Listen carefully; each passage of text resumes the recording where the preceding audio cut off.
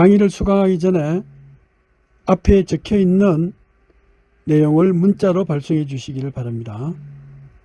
이름, 학번, 과목명, 강좌 번호 이 순서로 010-3752-0902번으로 교수에게 문자를 발송해 주시기를 바랍니다. 그 밑에 보면은 리포트 번호가 주어져 있고 과제명이 주어져 있습니다. 강의하는 내용 중에서 핵심적인 주제가 되는 것으로서 이것이 모여져서 예를 들어서 미니 퀴즈 2분 볼 때 또 중간고사와 기말고사를 볼 때 바로 문제가 되는 것입니다. 우리가 이제 전번 시간에 어떻게든지 자료를 여기 A에 있는 자료를 B까지 이렇게 전달할 때 그냥 전달하면 정보량이 너무 많아져요. 그래서 이거를 가공하고 압축을 해서 보내야 된다. 그래서 받으면 가공 압축해서 보내고 또 받으면 압축 가공을 풀어서 이렇게 볼 수 있게 이런 걸 커뮤니케이션, 통신이라고 그러죠. 또는 가공된 것을 이렇게 서버라든가 이런 걸 통해 가지고 풀어서 방송을 통해서 이제 압축해서 보내기도 해요. 자, 그러면 이제 수신 측에서는 이제 압축을 약속된 방법으로 풀어가지고 나타내야 된다고 봅니다. 자, 이제 이런 거에서 어떻게든지 가공, 즉 정보가 들어오면 가공해서 압축을 하는 이런 것을 했어요. 그래서 여러 개의 이제 정보 중에서 뭐 문자도 있고 또 정지 영상이라고 그래가지고 스틸 이미지도 있고 또 동영상도 있고 오디오도 있고 뭐 그러잖아요. 그래서 그 중에서 이제 대표적으로 동영상을 우리 한번 압축시키는 방법을 한번 알아보자. 그래가지고 여기서 이제 카메라로 이 칼라 카메라로 이렇게 들어오면 뭐 RGB 시그널이 들어와요. 그리고 이 카메라로 들어오면은 이 카메라 정보가 예를 들어서 그 영화관에 썼을 때는 1초에 24장, 또 일반적인 텔레비전이나 이렇게 쓸 때는 이거는 30장 이상을 보내면 이게 동영상이 끊기지 않고 아주 자연스럽게 활동사진으로 해서 전달할 수 있다. 이런 것이 이제 알려진 기술이죠. 그럼 왜 영화에서는 24장을 보내는데 텔레비전이나 컴퓨터나 이런 데서는 30장을 1초 동안에 보내야 되느냐? 그거는 바로 영화는 잔상 현상을 이용을 해요. 뭐 예를 들어서 페인트라든가 이렇게 해가지고 상 자체를 기억을 하는데 그건 좀 더 오랫동안 기억한다 그래요, 사람이. 근데 빛의 합성을 갖고 기억을 하면 이거는 잔광 현상이라고 그러는데 좀 더 짧아지기 때문에 그래서 이어지려면은 이거를 1초에 30장 이상 보내야 된다. 이제 이런 거예요. 그래서 우리는 1초에 몇 번을 보내느냐? 그래서 프레임 주파수라 그래요. 그래서 30개의 프레임을 1초 동안 보낸다. 주파수는 1초에 보내는 횟수를 나타내는 겁니다. 자, 이렇게 보내려고 그러면 그냥 받아서 보내면은 너무 정보량이 많아요. 그래서 세 가지 방법을 통해 가지고 우리가 보내게 된다. 이제 이렇게 했어요. 그래서 오늘 세 가지 방법이 무엇이냐, 어떤 원리냐 하는 거를 요 바로 머리 위로 숙제를 이렇게 나타냈어요. 머리 위에.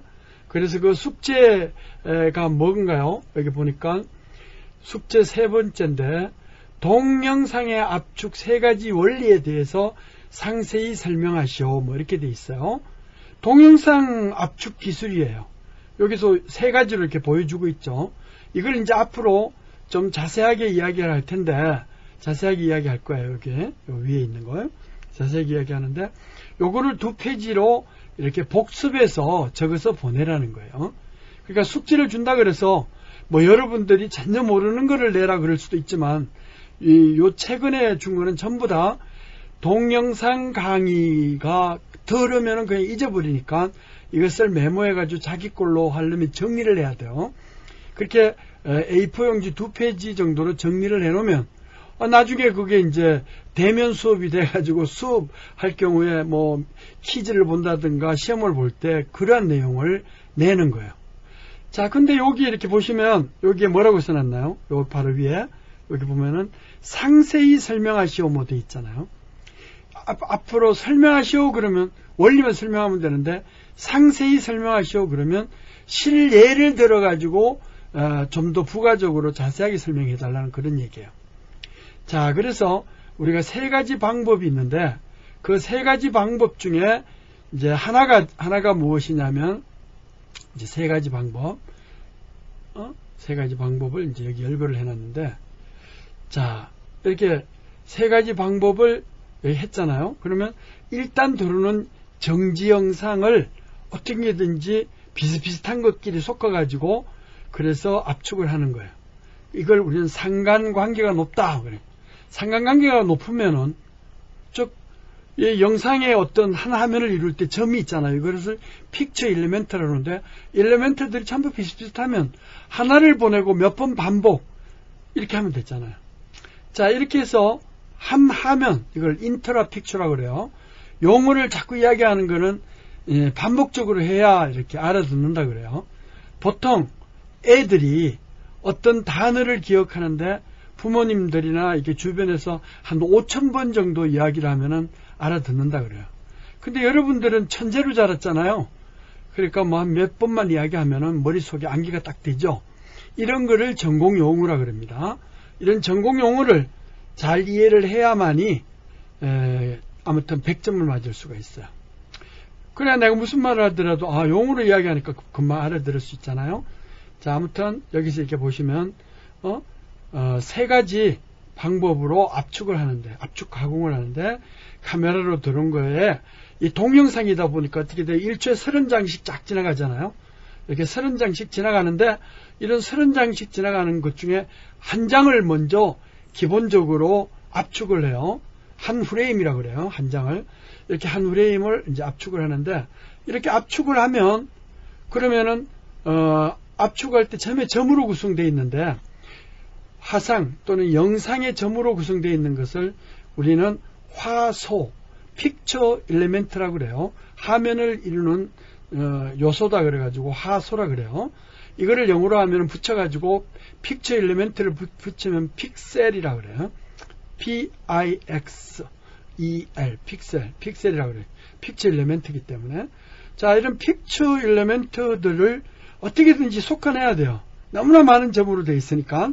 그리고 요즘은 HD급, UHD급, 뭐 QHD급 뭐 이렇게 하면은 놀라가지고 막 그렇게 압축을 못 하잖아요. 그러니까 픽처 일리멘트 화소 하나하나 다 상대를 하지 않고 그냥 64개 한 블록 그래가지고 또는 그거 네 묶음 한 블록을 해가지고 그래서 처리를 하기 때문에 압축률이 높아지는 거예요. 자, 그렇게 하기 전에 일단 한 화면이 구성이 되면 그 화면의 픽처 엘리멘트 수를 어떻게든지 줄여야 돼요. 이렇게 줄이는 방법이 우리는 블록 코딩이라고 그러는데 블록 단위로 묶어서 하나로 대표값을 딱 내요. 이렇게 하는 것을 픽처 엘리멘트라고 그래요. 픽처 엘리멘트의 블록 처리라고 그런다는 거죠. 자, 이렇게 할 때 기준이 뭐냐? 비슷비슷한 화면끼리는 묶어가지고 하나로 대표값을 주는 방법이에요. 그 다음에 요것을 그렇게 해서 보내주게 되면은 또 화면 간에 어떻게 돼요? 1초에 30장이니까 아주 비슷비슷한 화면이 딱 되겠죠. 단지 차이 있는 것만 압축을 하면 돼요. 그래서 이전의 화면과 또 차이 나는 화면 이 두 가지의 차이를 여기 그림이 하나 있죠. 사과가 지금 떨어지고 있어요. 나무에서. 그러니까 30분의 1초에 떨어지면은 요만큼 떨어졌다가 화면마다 이렇게 변화가 되겠죠. 요런 변화만 차이 나는 것만 압축을 하면 어떻게 돼요?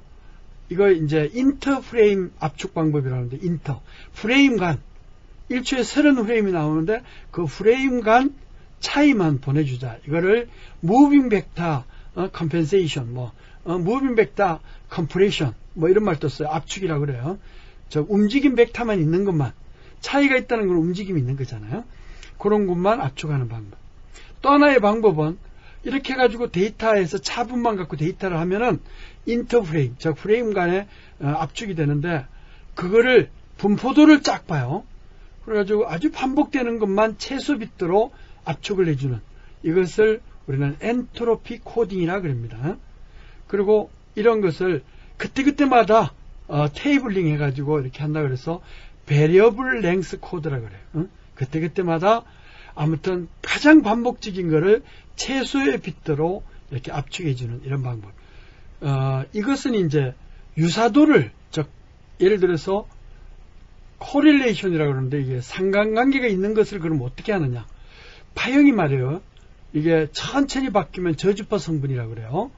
또 어중간하게 바뀌면 중주파라 그러고, 시간당 빨리 변화하면, 횟수가 많아지면, 주파수가 높아지면 이거를 고주파 성분이라고 그래요. 이걸 화면하고 비교해 보면은 이렇게 천천히 바뀔 때 화면이 점점 밝아지다가 점점 어두워지고 다시 점점 밝아지고 이런 구조가 돼요. 근데 만약에 어중간 중간 정도의 주파수 성분이다 그러면 뭐 이렇게 그림이 천천히 이렇게 상고를 이룬다든가 이렇게요. 근데 고주파 성분이 되면은 이걸 그림으로 나타내면은 마치 밝았다 어두웠다 밝았다 어두웠다 이렇게 순간적인 변화가, 즉 하나 화면에서 픽셀의 변화가 아주 다양해진다 이거죠. 자, 이럴 때 저주파이면 코릴레이션이 되게 높죠. 왜냐면 요때 높이가 점점 하니까 하나만 있으면 요 차분만 보내주면 되고 차분만 정보를 나타내면 되잖아요. 그래서 저주파 성분일 때 이럴 때 속가내기가 용이하다는 그런 얘기가 돼요. 자, 그래서 이거를 이제 주파수 성분으로 나타내보자. 주파수 성분으로 이렇게 나타내면 우리가 결국은 이렇게 저주파 성분은 딱 솎아지고 고주파 성분은 아주 분해능을 나타내요. 중주파는 그 화면의 전반적인 어떤 분위기를 나타내고, 이러니까 결국은 어떤 신호를 주파수로 나타내 가지고 압축을 하자 하는 것이, 여기에서 압축 방법 중에서 직교 변환에 의한 주파수 분리를 하자, 그 방법이 바로 디스크릿 코사인 트랜스폼이라는 거예요. 우리가 2학년 때 혹시 회로 이론, 회로망이 해석 그런 거 배웠죠? 그럴 때 뭐 푸리에 트랜스폼을 한다, 라플라스 트랜스폼을 한다, 이제 이런 걸 배웠잖아요. 이런 거를 디지털 신호에 대해서 우리가 변환을 할 때 푸리에 트랜스폼을 하면 코사인 성분과 사인 성분으로 나오는데, 그 중에서 우리가 좀 처리하기 용이한 것은 코사인 변환만 하면 돼요. 사인 함수와 코사인 함수로 나눠지는 게 푸리에 변환인데, 그 중에서 코사인 변환만 하면 되기 때문에, 그래서 푸리에 변환 중에서 코사인 변환만 하면 그만큼 변환이 2분의 1로 줄어들잖아요. 왜냐하면 리얼과 이미지너리로 나눌 필요 없이 그냥 우리가 코사인 성분만 갖고 리얼만 가지고 쓰자, 이제 그런 의미가 되는데, 그런 것을 디스크릿 코사인 트랜스폼이라고 그러고, 이것은 뭐냐면 시간의 어떤 변화 특성, 그러니까 그림이 이렇게 시간에 따라서 이점이 밝았다 어두웠다 밝았다 어두웠다, 천천히 밝아지고 천천히 어두워지고 뭐 요런 변화가 이 파동으로 보면 이렇게 나오죠. 파형으로 보면 이렇게 나오는데, 변화가 천천히 바뀌는 주파수를 저주파라 그런다고 그러고, 빨리 바뀌는 거, 이렇게 막 밝았다 어두웠다 이렇게 변화하는 거를 우리는 고주파 성분이라고 그랬으니까, 이렇게 파형을 성분으로 분리를 해내면 이 그림에 대해서, 그러면은 우리가 저주파는 솎아내고 고주파는 잘 나타내고 뭐 이런 걸 할 수가 있잖아요. 그렇게 하기 위해서 디스크릿 코사인 트랜스폼을 수행하려 한다는 거예요. 이렇게 파형 자체, 화면에 주어져 있는 디지털 화면 자체를, 이거를 주파수로 이렇게 분해하는 방법이 DCT라 그랬고, 즉 푸리에 트랜스폼을 하이스피드로 하려고 그러면 디스크릿 코사인 트랜스폼으로 하면 좋아요. 그럼 계산량도 작아지기 때문에 빨리 변환이 돼요. 그리고 또 데이터량도 2분의 1로 줄어들고 하는 이런 특징이 있어요. 자, 그렇게 해서 주파수로 바꾸면 직교 변환이 됐다 그래요. 무슨 말이냐면은 시간에서는, 시간의 특성에서는 막 서로 파형이 막 엉켜있기 때문에 어디가 뭐고 하는 것을 구분을 못 해내는데, 이렇게 주파수 변환을 하면 뭐 1Hz, 10Hz, 100Hz 이렇게 구분이 되잖아요. 그러면 그 구분되는 것들은 서로 직교관계에 있다 그래요. 1Hz하고 10Hz는 직교관계에 있어서 서로 영향을 주지 않아요. 그러니까 1Hz 성분을 빼버려도 100Hz나 1000Hz에는 영향을 전혀 받지 않아요. 그렇기 때문에 각 주파수 성분별로 오소거널한 특성, 즉 직교, 90도 관계에 있다는 거예요. 90도 관계에 있으면은 서로 차원이 다르고 오소거널하기 때문에 핸들링하기가 용이해진다. 그래서 봐요. 이런 그림 중에서 픽처 엘리멘트로 막 되어 있는데 그거에 가로 여기 4개, 세로 4개의 픽처 엘리멘트를 여기서 따왔다 그래 봐요. 이렇게 따와가지고 이거를 주파수로 바꾸면 이제 이런 식으로 바뀌어요. 요 주파수는 동일한 주파수가 돼.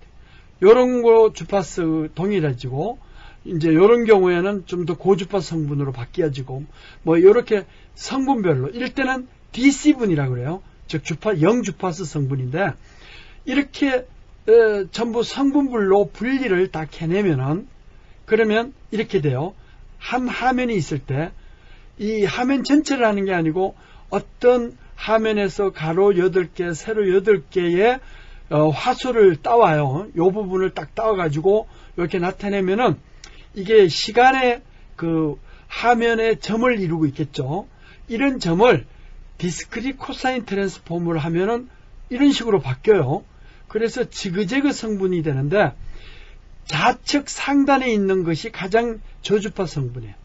그 다음에 점점 고주파로 가면서 지그재그 위치마다 대각선 될 때가 가장 높은 성분이 돼요. 그래서 이럴 때 낮은 쪽 주파수 있는 성분만 우리가 딱 빼내면 코릴레이션이 다 빠져 있고 또 큰 변화 있고 뭐 이런 거 잡음처럼 생긴 거를 다 빠져버리는 성분만 돼요. 그래서 요것만 보관하면 돼요.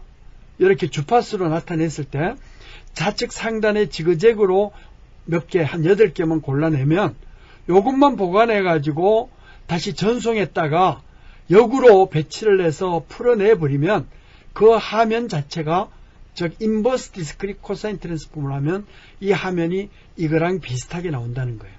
완벽하게 되지는 않지만 이게 막 시간으로 변화하면은 움직인 정보까지가 있기 때문에 사람들이 잘 못 알아봐요. 그래서 세워놓고 보면은 화면이 좀 엉성해도 쭉 지나가고 나면 동영상이 되면은 비슷하게 얻어져요. 자, 요런 원리를 가지고 우리가 압축하는 방법. 한 화면을 8개의 점, 가로 8개, 세로 8개, 8줄 하면은 64개의 픽처 엘리멘트, 픽셀이 되죠. 요것 중에서 8개만 따오면 8분의 1로 압축해가지고 이렇게 보낼 수가 있어요. 8분의 1보다 더 압축할 수도 있는데, 개별 레벨을 훨씬 더 줄일 수가 있기 때문에 그래요. 자, 요런 식으로 압축을 해가지고 하는 방법을 DCT에 의한 직교 변환, 주파수로 바꾸는 건 직교 변환이에요. 이렇게 해가지고 필요한 코릴레이션이 빠진 성분만 이렇게 나타내겠다 하는 것이 DCT에 의한 즉 한 화면 정지영상 압축 방법이에요. 자, 요런 방법이에요. 처음에는 요 방법만 잘 쓸 수가 있었어요. 그래서 우리가 정지영상을 압축하는 JPG라고 하는 JPEG 그런 JPEG 같은 그런 영상들이 많이 있었어요. 압축이. 동영상은 나중에 나왔어요, 사실은. 그래서 우리가 이제 나중에 보면 알지만 세계의 기술자들이 모여가지고 압축 기술을 막 표준화 하는데 처음에는 정지영상 위주로 만들어졌다. 그래도 정지영상도 아주 엉성하게 만들어졌는데 그때는 픽처 엘리멘트가 작고 그래서 화면이 작게 휴대폰에서 보는 정도밖에 안 됐어요. 이런 것들을 요즘은 기술이 좋아가지고 예를 들어서 UHD 이런 방법에서 울트라 HD TV에서도 아주 선명하게 보이는 이런 것들. 자, 이런 기술로 압축을 했다는 거예요. 이게 뭐예요?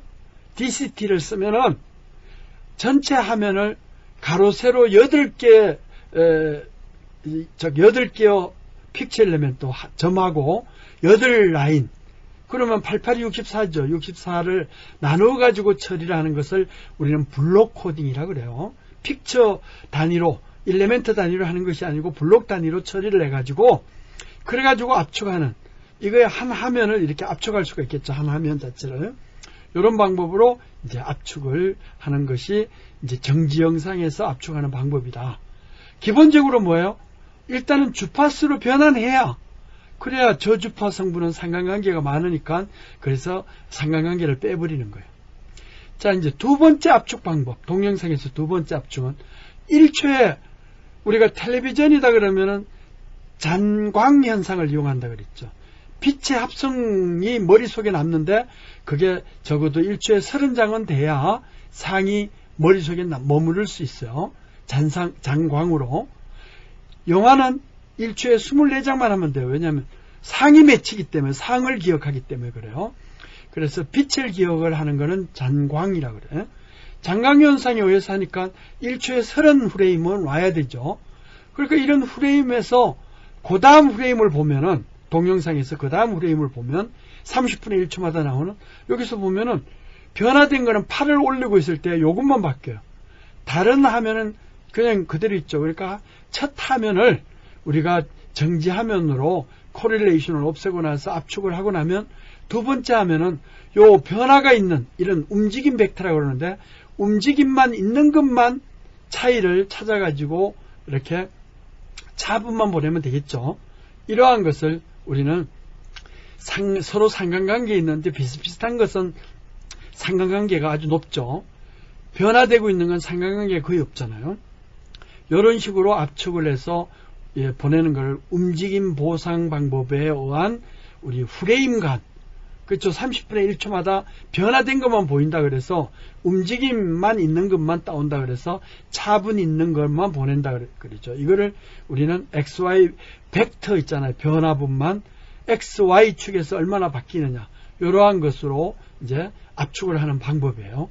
구체적인 방법은 나중에 소개할 거니까 오늘은 이제 두 번째 동영상 압축은 가장 기본적으로 화면 간, 즉 프레임 간, 동영상이 1초에 30프레임이 나오죠. 한 프레임마다 요 움직임이 있는 것만 나타난다 그래서 움직임이 있는 것만 우리가 차분히 나타나니까 그것만 차이만 보관해서 한다 그러면 그걸 우리는 움직임만 보상을 하면 되잖아요. 그죠? 여기 있던 것이 위로 올라갔으니까 이런 방법으로 압축하는 방법이에요. 그러면 전체 화면을 다 개별 프레임마다 보내지 않고 차분만 보내면 되니까 상당히 우리가 압축률을 높일 수가 있는 것이죠. 왜? 30분의 1초마다 바뀌어봐야 그렇게. 단 요즘은 화면이 순간적으로 바뀌면 우리는 디졸브라고 그래서 예를 들어서 화면 분할이 되고 막 그러는데 화면이 바뀌어버리잖아요. 이럴 때는 이 방법을 잘 못 쓰죠. 그러면 화면이 좀 깨지고 막 그래요. 그럴지라도 동영상에서 그런 게 많이 안 나타나니까 우리가 그냥 실제 화면 프레임 간에 바뀌는 것, 이걸 인터 프레임 코딩 방법이라고 그래요. 앞에 있는 거는 한 화면에 대해서 상관관계를 우리가 DCT를 써가지고 압축하는 거기 때문에 이것을 인터 프레임 코딩이라고 그래요. 압축이, 코딩은 압축이라는 뜻이에요. 뭐 부호한다 그랬으니까. 그래서 이거는 앞에는 인트라 프레임, 한 화면에 대해서 하는 거니까 화면 내에서 하는 거라서 인트라 프레임 코딩. 다음은 인터 프레임 간 한다 그래서 인터 프레임 코딩이라고 그래요. 가공 압축이다 이거죠. 자, 그러면 세 번째, 이 데이터가 영인 데이터 평균 값 있죠. 영인 데이터가 나타날 발생 확률이 60%예요. 데이터가 1, 그러니까 0001 뭐 이런 비트가 나타날 확률이 보니까 이게 그런 확률이 20%다. 그 다음에 2가 나타날 확률이 코딩되는 값이 10%다. 3이 나타나는 게 10%다. 그러면 우리가 이제 이것을 부호할 때 균일하게 4비트 아니면 8비트씩 줄 게 아니고 60% 있는 거에 1비트를 주고 다음에 그 다음에 20%를 나타나는데 2비트를 주고 이렇게 해서 길이를 가변해서 주는 것을 Variable Length Coding이라고 그래요. VLC라고 그래요. Variable Length Coding.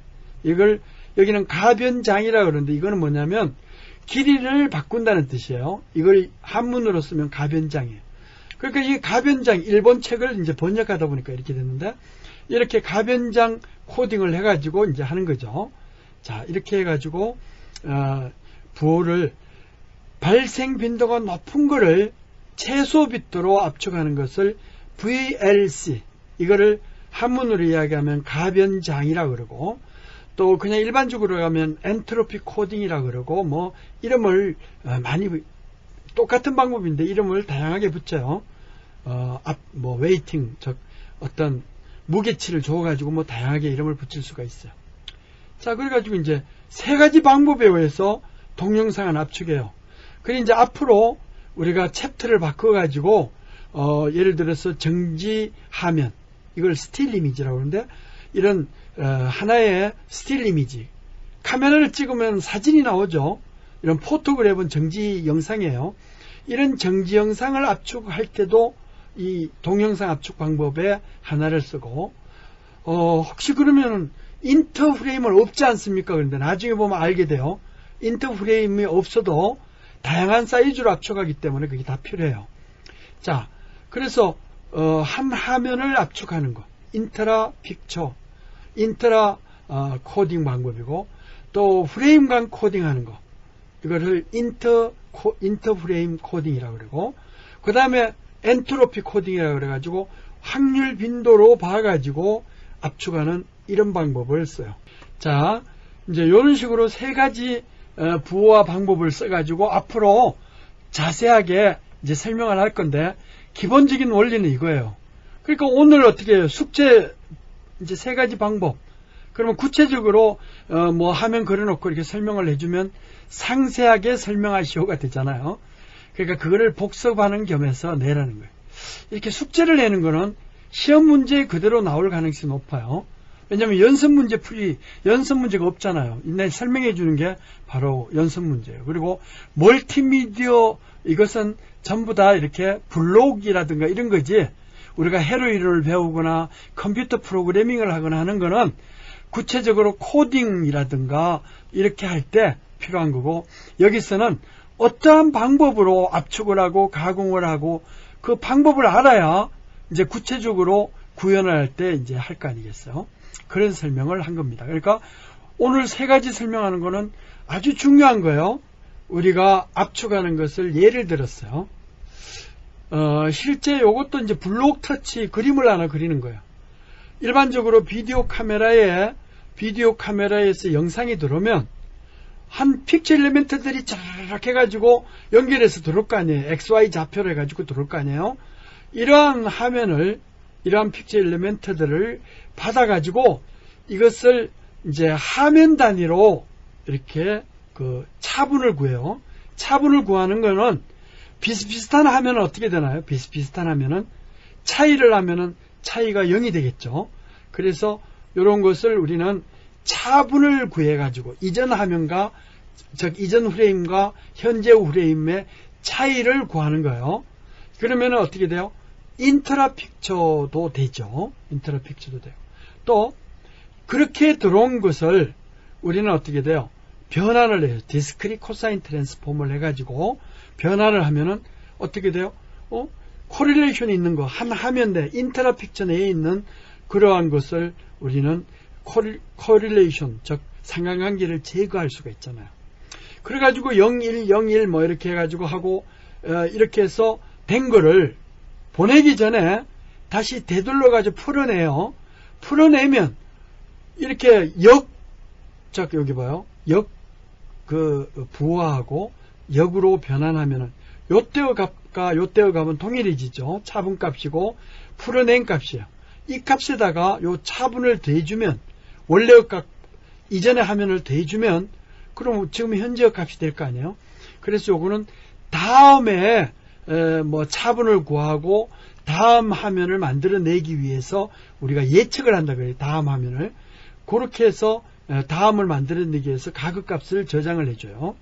그래서 이렇게 예측은 나중에 이제 설명하겠지만, 예측을 하면 작은 데이터 값으로 과거의 현재의 값을 모델링을 할 수가 있어요. 그래서 모델링을 하면 어떻게 되나요?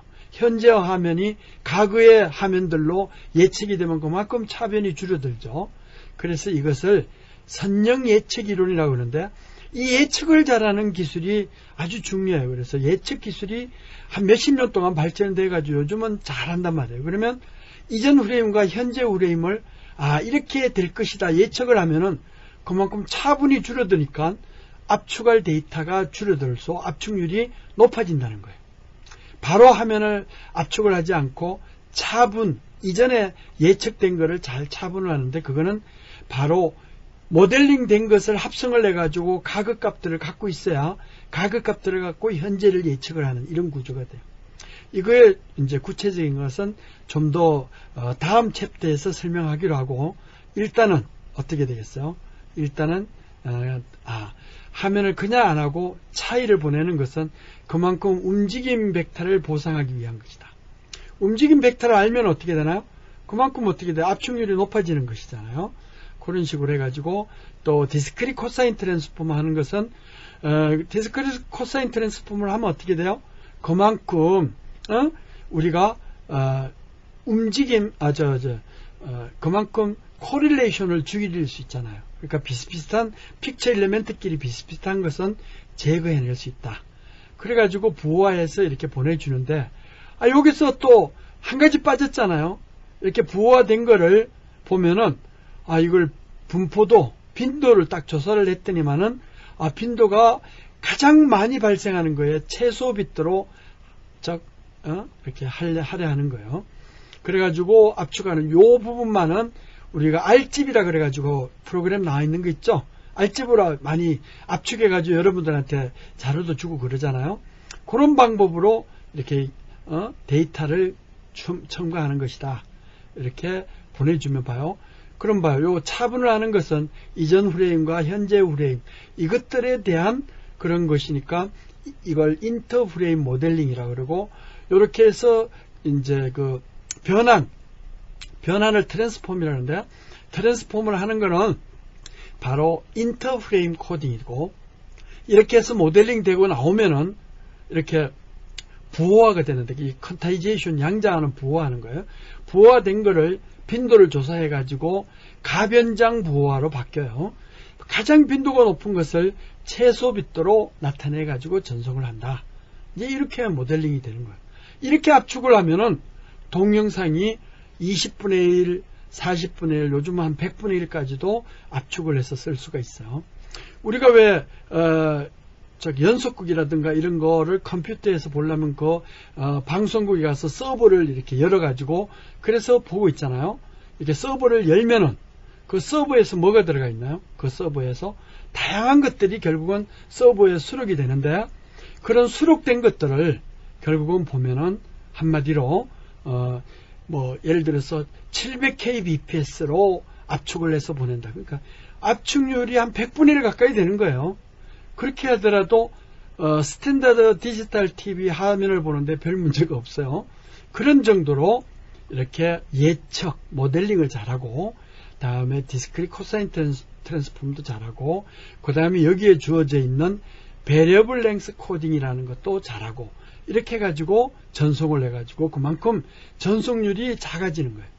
전송률이 100분의 1로 줄면은 결국은 어떻게 돼요? 우리가 스마트폰에서 데이터 사용량이 그만큼 줄어들겠죠.